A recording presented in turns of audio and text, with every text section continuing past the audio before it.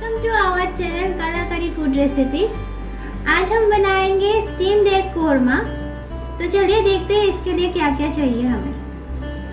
पहले यहाँ पे मैंने बारीकी से चॉप करके रखा है प्याज। एक बड़ा साइज का प्याज लिया है मैंने।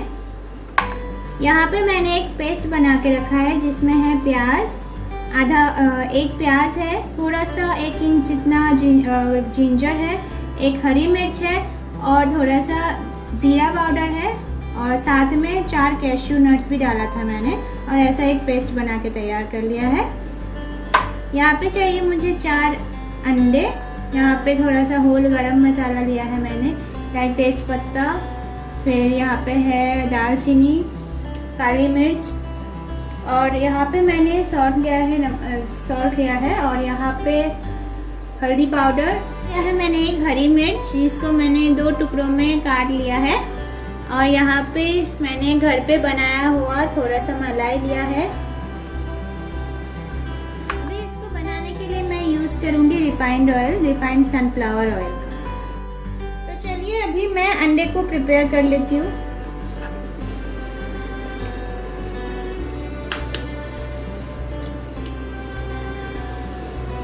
चार अंडा लिया है मैंने।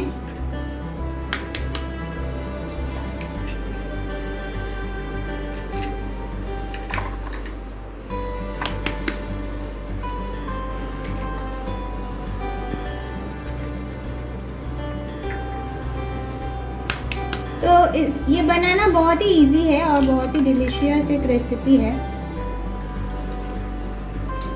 सो मैं इस अंडे में अभी डाल दूंगी थोड़ा सा हल्दी पाउडर, स्वाद अनुसार थोड़ा सा नमक और अभी इसको मैं मिक्स कर लूँगी अच्छे से। जैसे कि आप देख पा रहे हो अंडे को मैंने अच्छी तरह से फेंट लिया है और यहाँ पे मैंने एक कढ़ाई में थोड़ा सा पानी डाल के इसको चढ़ा दिया है और एक उबाल आने तक मैं वेट करूँगी, फिर इसको मैं इस पे बिठा दूँगी स्टीम होने के लिए।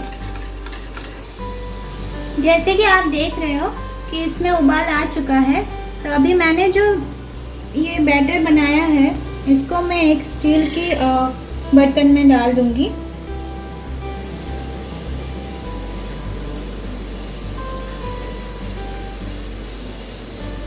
और मैं इसको इसमें बिठा दूँगी।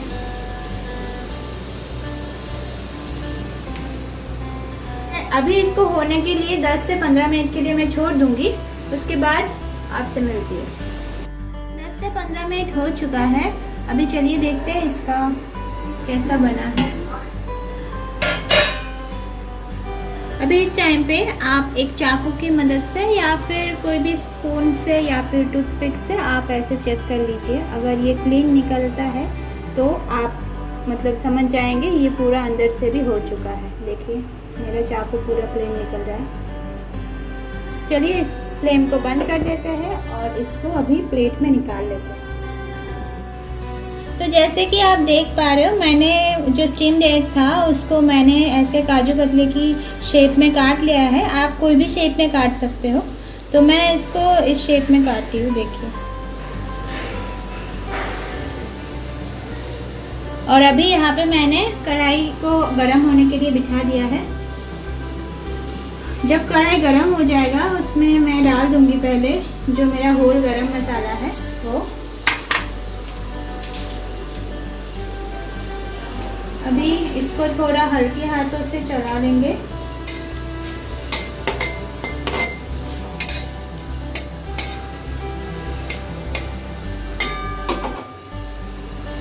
और अब मैं इसमें ऑयल डालूंगी। इस रेसिपी में थोड़ा सा ऑयल ज़्यादा ही लगता है।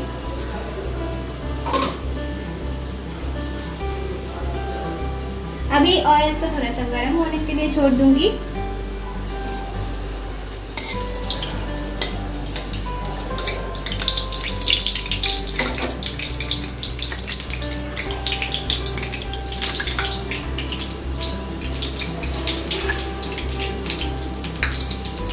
जैसे कि मेरा ऑयल जो है वो गर्म हो चुका है, तो अभी मैं इसमें चॉप किया हुआ जो अनियन है वो डाल दूँगी।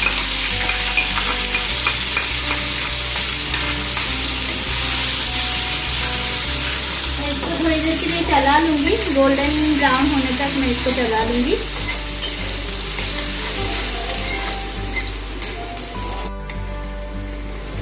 जैसे कि आप देख पा रहे हो मेरा अनियन जो है थोड़ा सा गोल्डन ब्राउन हो चुका है, देखिए। इस टाइम पे मैं अभी मेरा जो ये मैंने मिक्सचर बनाया था वो मैं डाल दूँगी।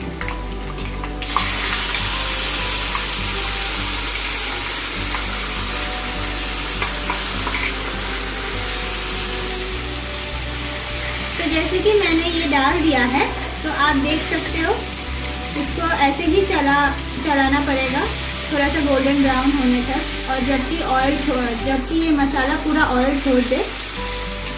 और साथ ही साथ मैं इसमें डाल दूँगी थोड़ा सा स्वाद अनुसार नमक, हल्दी पाउडर,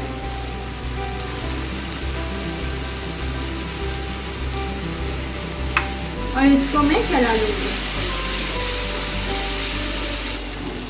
अभी आप देख सकते हो कि मेरा मसाला जो है वो पूरा ऑयल छोड़ दिया है चारों तरफ। अभी इस टाइम में मैं इसमें घर पे जो मैंने मलाई बनाया था वो मैं डाल दूँगी।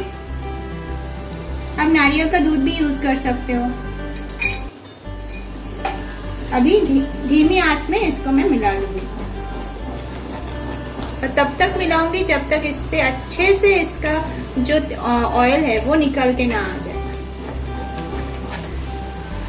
अभी आप देख सकते हो मैंने जब मलाई डाला था तब इसके बाद मैंने जब इसको पकाया और थोड़ी देर के लिए छोड़ दिया था तो देखिए इससे जो ऑयल है वो निकल रहा है। इसका मतलब है मेरा मसाला जो है वो अच्छे से कुक हो गया है। तो मैं इसको थोड़ी देर और चला लूँगी और उसके बाद इसमें मैं थोड़ा सा पानी ऐड कर दूँगी।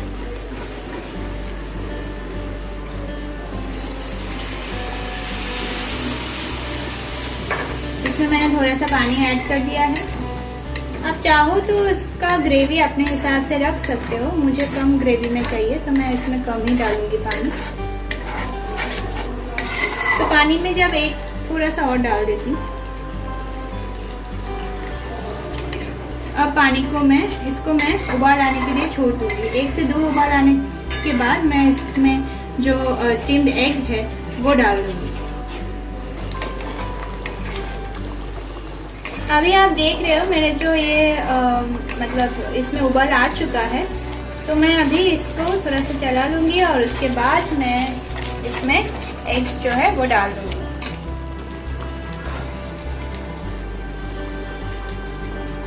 अभी मैं एग्स डाल देती हूँ।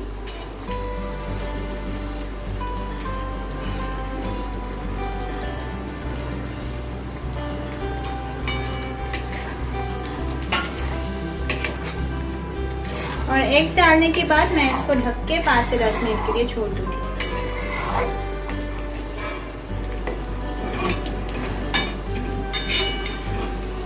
अभी मैं इसको ढक दूंगी और मिलते हैं 5 से 10 मिनट के बाद।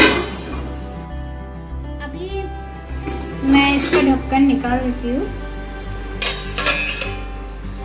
और आप देख सकते हो एग्स जो है वो अच्छे से इसमें खिल के आ गया है, दिख रहा है। थोड़ा सा फूल भी गया है और मेरा ग्रेवी भी बन चुका है, पूरा जितना मुझे चाहिए थी वो बन चुका है। अभी मैं इसको थोड़ा सा हाई फ्लेम में थोड़ी देर के लिए 1 से 2 मिनट के लिए छोड़ दूँगी।